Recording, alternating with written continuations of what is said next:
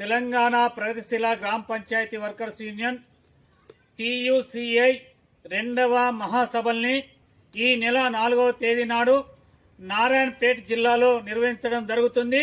దానికి గ్రామ పంచాయతీ కార్మికులందరూ అధిక సంఖ్యలో పాల్గొని విజయవంతం చేయాలని చెప్పి కార్మికులందరికీ పిలుపునివ్వడం జరుగుతుంది.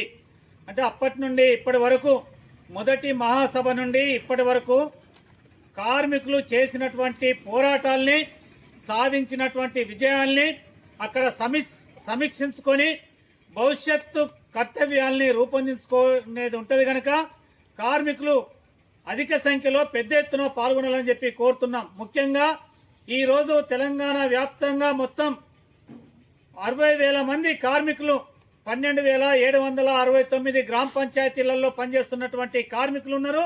వీళ్ళకందరికీ కనీస వేతనాలు అమలుగాక అతి తక్కువ వేతనాలతోని చాలనటువంటి వేతనాలతోని కుటుంబాలని పోషణకు చాలా ఇబ్బందుల పాలవుతున్నటువంటి పరిస్థితి ఉంది. వారికి ఎలాంటి జీవో వర్తింపజేయడం లేదు. ముఖ్యంగా కాంట్రాక్టు వర్కర్ల జీవోనా లేకపోతే వేరే వర్కర్స్ యూనియన్ జీవోనా అంటే ఏ జీవో వర్తించినటువంటి కార్మికులు ఎవరు ఉన్నారా అంటే ఈ రోజు గ్రామ పంచాయతీ వర్కర్లు మాత్రమే ఉన్నటువంటి పరిస్థితి ఉంది. పోయినటువంటి కేసీఆర్ 10 సంవత్సరాల్లో కూడా వారి సమస్యలను పరిష్కరించలేదు.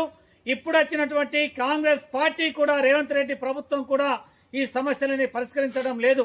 అందుకని మల్టీపర్పస్ విధానాన్ని జీవో నంబర్ 51 ఏదైతుందో దాన్ని వెంటనే రద్దు చేయాలని చెప్పి కనీస వేతనాల్ని జీవో నంబర్ 60 ప్రకారం అంటే 15,600 కాడికి 19,400 కాడికి 22,000 కాడికి ఇట్లా కనీసం ఆ జీవో ప్రకారం అన్న ఇవ్వాలని చెప్పి మేము డిమాండ్ చేస్తున్నాం.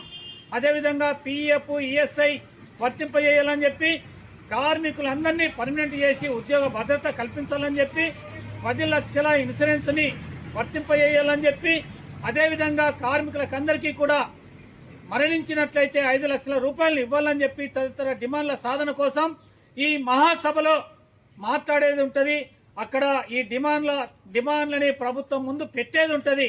కావున కార్మికులందరూ ఈ మహాసభలకు అధిక సంఖ్యలో పాల్గొనాలని చెప్పి మేము కోరుతున్నాం.